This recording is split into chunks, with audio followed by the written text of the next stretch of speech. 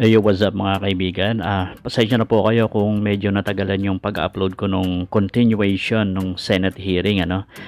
Medyo na busy lang po ako ng konti. Tapos kailangan ko lang pong i-upload itong napakahalagang balita tungkol naman po sa boxing, no? Ganyan po talaga tayo.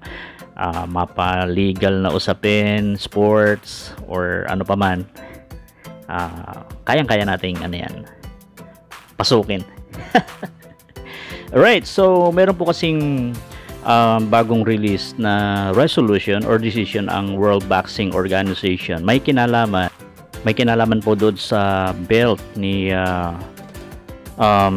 John Riel Cuadro alas Casimero, no? Also known as Angas ng Pinas, no? Okay, so dito po sa resolution na to, na-retain po niya yung kanyang belt at hindi po siya matatanggalan ng belt, no? Okay, after those submission of medical certificates. Ito po yung naging findings. Basahin po natin. WBO World Championship Committee Resolution. Introduction. The present ruling emanates from an order issued by this committee on Friday, December 10, 2021, addressed to the WBO bantamweight champion General Casimero, requesting to show cause why this committee should not declare the WBO bantamweight championship title vacant in light of his failure to participate in the scheduled WBO mandatory championship contest against Paul Butler on Saturday, December 11, 2021 in Dubai, UAE. Casimero was granted 10 days to submit a medical certification by the hospital institution where he was admitted for medical treatment, as well as his medical record, no? So kung maalala po ninyo dun sa vlog natin, mga kaibigan, na-retain ni General Casimero yung kanyang belt, pero may condition ang WBO sa kanya, no? Binigyan siya ng 10 araw para mag-submit ng medical certificate to prove na talagang viral gastritis yung kanyang naging sakit, no? So ito na po yon yung findings at decision ng World Boxing Organization. Basahin po natin yung second paragraph. Having Team Casimero complied with our order and having carefully examined the documents before this committee and having reviewed the WBO regulations of World Championship contest and their applicability and enforcement in this matter, and having the power, authority, rights, and ample discretion conferred by our rules, it is hereby determined as follows. Okay, basahin po natin yung facts. Whereas this committee granted sanction approval for the WBO Bantamweight Championship contest between General Casimero and mandatory challenger Paul Butler, scheduled for Saturday, December 11, 2021 at the Coca-Cola Arena in Dubai, UAE. And whereas on Thursday, December 9, 2021, the WBO confirmed receipt of email correspondence on behalf of Probellum's Chief Legal Officer, Harrison Whitman, indicating that approximately at 2 a.m.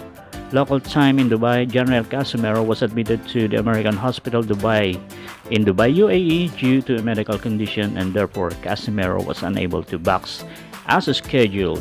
And whereas attached with Harrison Whitman's correspondence were: number 1, medical document dated Thursday, December 9, 2021, issued by Dr. Vishnu Priya Midhan,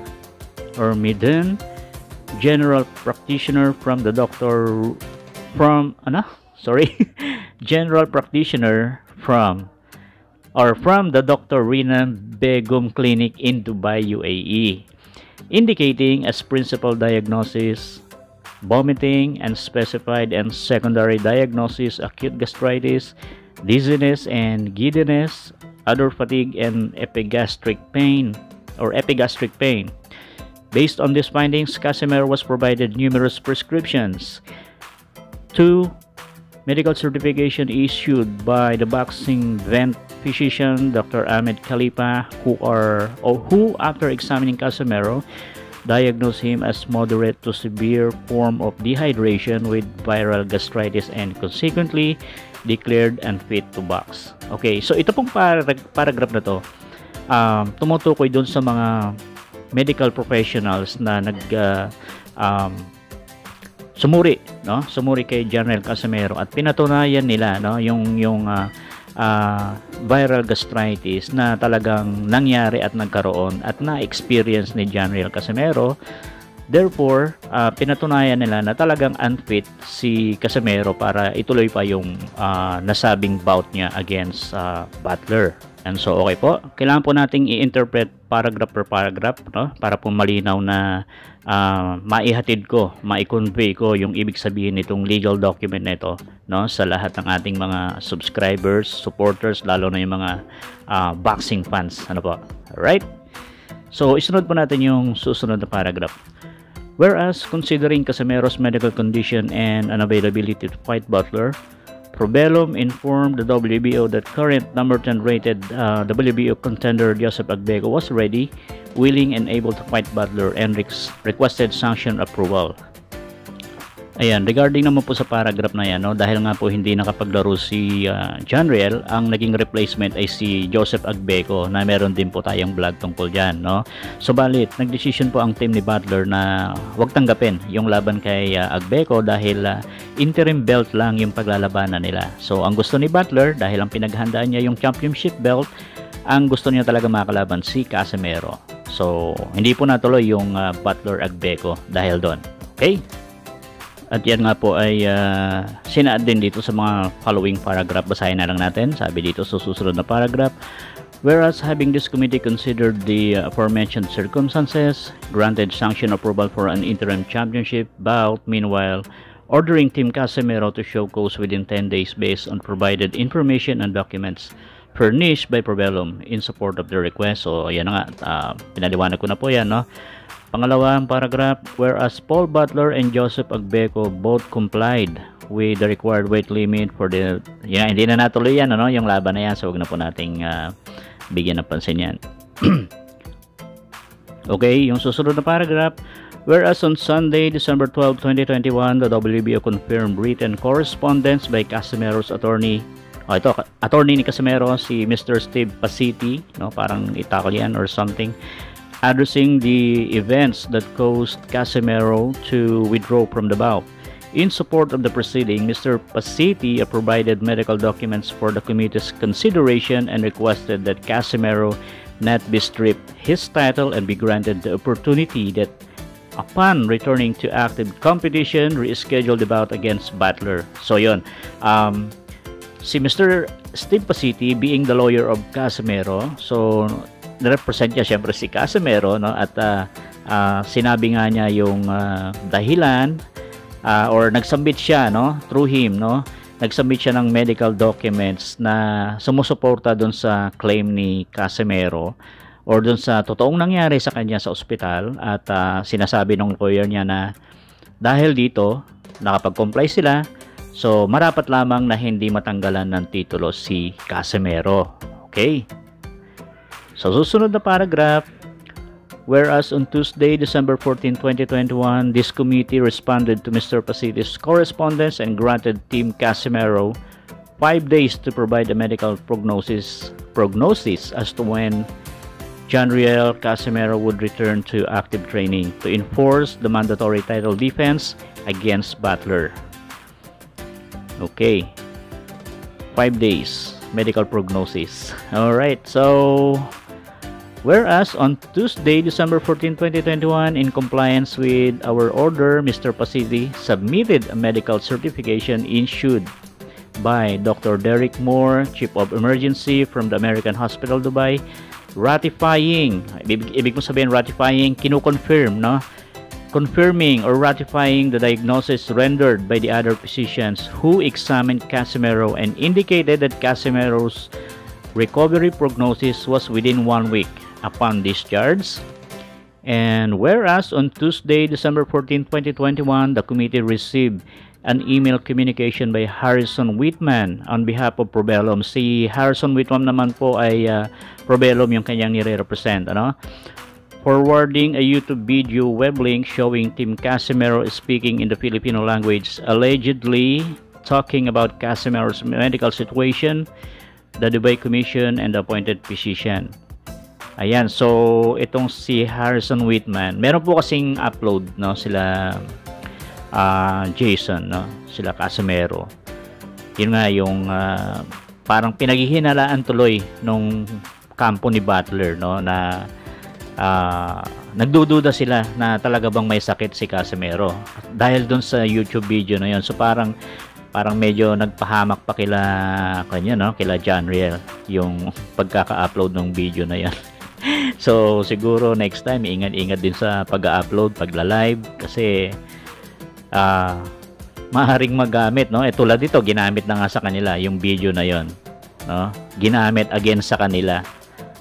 Naging dahilan ng pagdududa na hey, talaga bang may viral gastritis o hindi lang na-meet talaga yung hinihinging timbang, no? So ayan. Tuloy natin.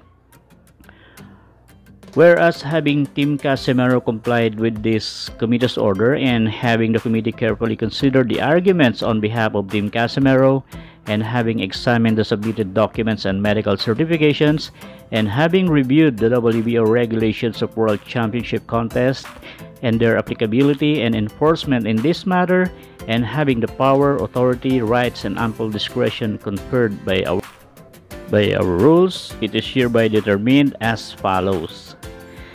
Okay mga kaibigan, nasa page 2 pa lang po tayo, no? Mahaba-haba to. Okay. Siguro lalaktawan ko na po yung ibang paragraphs kasi abutin po tayo ng siyam-siyam, no? Baka po mainip na kayo. So lundag po ako dito sa analysis. Alright? So basahin ko po. Ano po ito? Page 3. Okay, doon po tayo sa analysis. Sabi po dito, before the WBO World Championship Committee is whether the supportive medical evidence provided by Team Casimero satisfies the committee for the purposes of whether it merits declaring the WBO Bantamweight Championship title vacant or it constitutes justified cause to rule otherwise. We believe the submitted evidences suffices for a justified cause, and therefore Casimero retains WBO champion status. Yan. So after daw nung careful evaluation ng mga ebidensya na pinresent sa kanila, we believe, so ang naging findings nila na yung submitted evidence ay sapat para sa isang justified cause or justified, paano ba yan sa Tagalog? Ang hirap naman ng Tagalog nung justified. So parang napatunayan nila, no, yung dahilan at convince sila, no? Kaya ang naging desisyon ay nire-retain yung WBO championship status ni Janriel Casimero. Alright, tuloy po natin. Sinabi pa susunod ng paragraph, there is no controversy as to the cause of Casimero's physical impediment to engaging in the WBO Bantamweight Mandatory Championship bout against Paul Butler per the medical documents furnished to the WBO. In essence, all the supportive evidence concluded that Casimero's diagnosis was viral gastritis. Furthermore, these findings were rendered by duly licensed physicians and certified by the respective medical institutions. Therefore, we deem it unnecessary to challenge these findings through independent medical reviews. Alright, so more than satisfied na po ang WBO dahil mga kagalang-galang at respetadong doktor at medical institution yung nag-certify na talagang nagkaroon si Janriel ng viral gastritis. So, hindi na china-challenge ng WBO yung findings na yon at ina-acknowledge nila at doon nanggaling yung kanilang official decision. Okay, so tuloy po natin. Notwithstanding the foregoing, we must stress that the YouTube video whereby Team Casimero discusses the fighter's medical situation and other matters is concerning.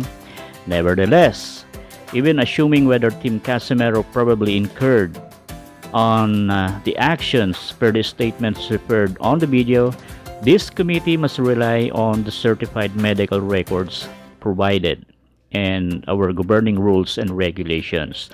Alright, dito sa paragraph na to, sinasabi lang na Okay, may sinambit yung kampo ni Butler na YouTube video na in-upload nila Janriel at ni Jason, no? Na tila ba pwedeng panggalingan ng pagdududa kung talaga bang may sakit or talaga lang hindi naabot yung timbang. Mas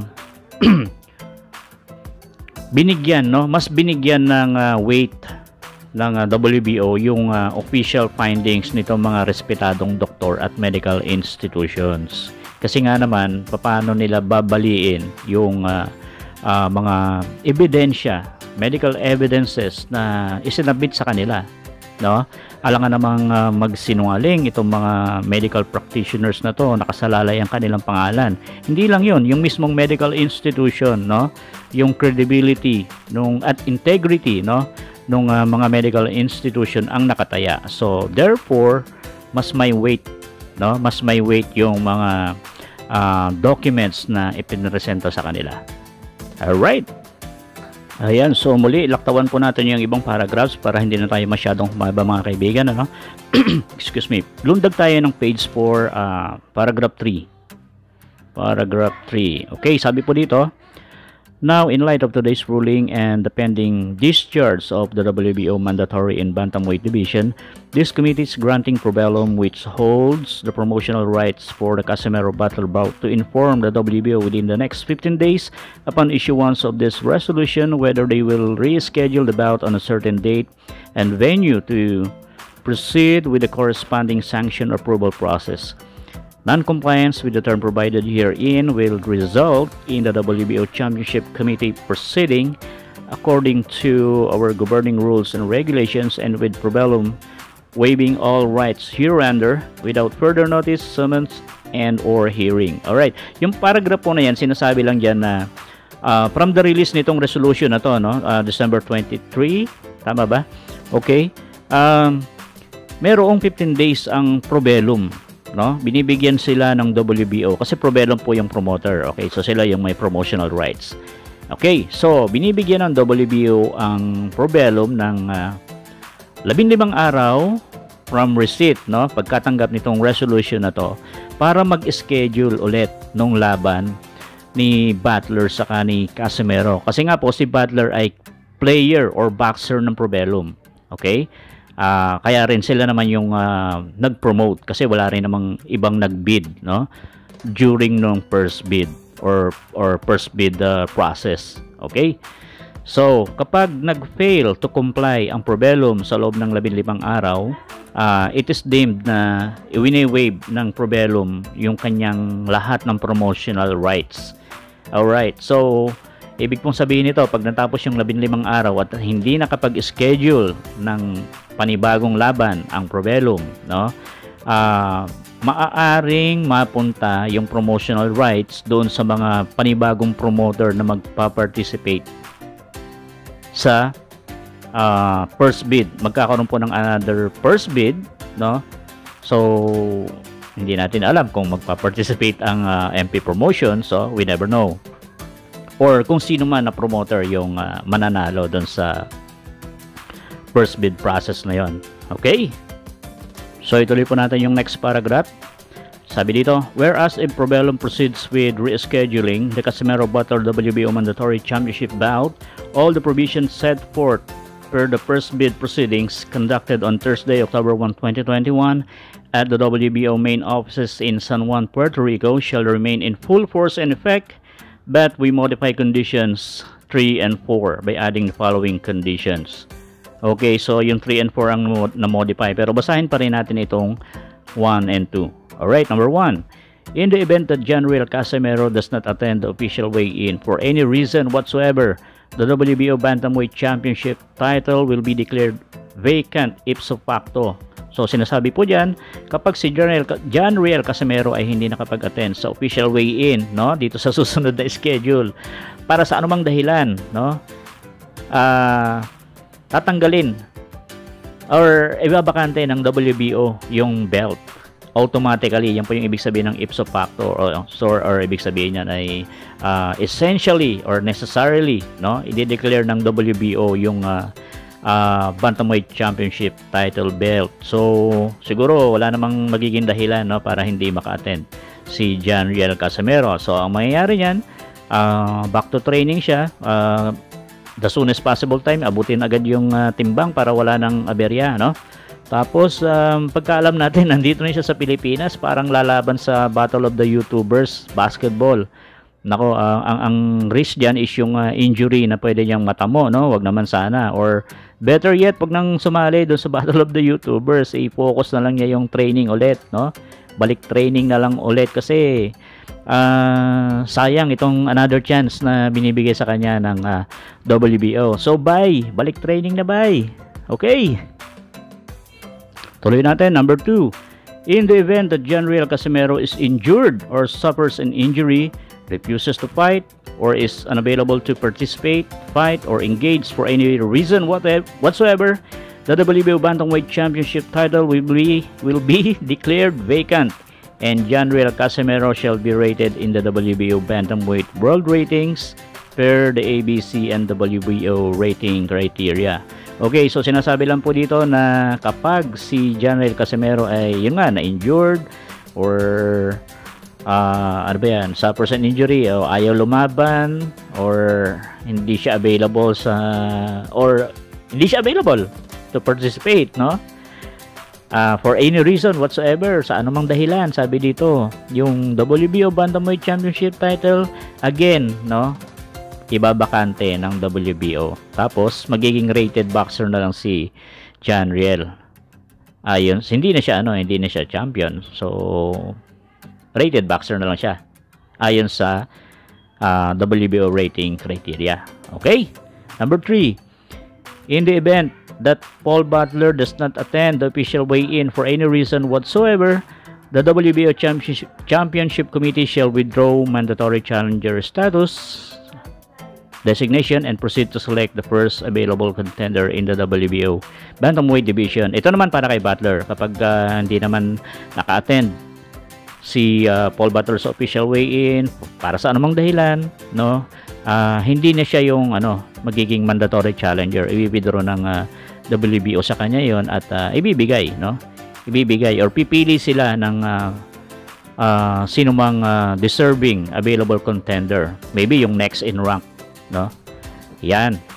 So number 4, in the event that Paul Butler is injured or suffers an injury, and depending on the type of injury and recovery period, or is unavailable to participate, refuses to fight, or engage for any reason whatsoever, the WBO Championship Committee shall withdraw mandatory challenger status designation and proceed selecting the first available contender. So ganun din po kapag siya ay nag-suffer naman ng injury, no? At ito may qualification depending on the type of injury and recovery period. So may konting sa kanya yan, consideration. Or unavailable siyang mag-participate or ayaw lumaban. Gaya nung sinabi doon sa preceding paragraph, i-withdraw yung appointment niya as mandatory challenger and then papalitan siya ng first available contender or kung yung sino man yung next in rank ayon sa discretion ng WBO regulations. Okay, lastly, this committee reserves its right to issue all further rulings and determinations necessary, helpful, and convenient to accomplish the purposes, policies, and intent of the WBO regulations of World Championship Contest. Yan. Excuse me. Namalat yung lalamunan ko. Conclusion. Wherefore, this committee will rule as follows. So, now therefore, be it resolved. Number 1, the WBO World Championship Committee hereby rules that Janriel Casimero retains his WBO Bantamweight Championship status subject to the conditions set forth herein. Okay? Probellum is granted 15 days, no? Tulad na sinabi natin kanina, upon issuing this ruling to determine whether they will proceed to reschedule the Casimero battle bout subject to the conditions herein. And this resolution is hereby final, definitive, and enforceable. Okay, so this is a final decision of the WBO Championship Committee. The affected WBO participant may appeal such determination to the Complaint and Grievance Committee as per Rule 34, which as per Article 3, Paragraph E of the WBO Appeals Regulation, must be submitted in writing to the WBO President within 14 days of this discretion as its sole and exclusive remedy. Ayan, so yung paragraph naman po na yan, sinasabi lang na final decision ito ng WBO Championship Committee, pero appealable pa rin siya, no? So yung halimbawa yung party or company battler, sabi ni the affected WBO participant, which probably sila battler ito, no? Pwede nilang i-appeal itong resolution na to. Merong 14 days naman na binibigay sa kanila. So, ayan. Well, good news po ito para sa kila Tata, sa Casimero team, kila Jason, kila Sir Steven Lunas, no? Para tawag dito, magbalik ensayo, mas pagbutihin pa yung training, abutin ka agad yung timbang, at wag nang palampasin yung chance na to. Okay? So, gaya ng sabi ko, ang huling balita ko, nandito sa Pilipinas si Janriel, sasali sa Battle of YouTubers sa basketball. In my opinion, mas dapat niyang i-priority itong chance na binigay ng WBO sa kanya, no? Balik training na agad, bye. Sayang. 'Di ba? So, eto na. So, kayo po mga kaibigan, ano po ang inyong saloobin, komento, opinion? Pakilagay po yan sa comment section. Talakayin po natin, no? Again, pro man tayo or syempre may mga against Casimero din, may mga bashers, pero suportahan po natin ang mga boksingerong Pinoy, no? Hindi natin kinakailangan mag-away-away. Alright? God bless po sa atin at Merry Christmas!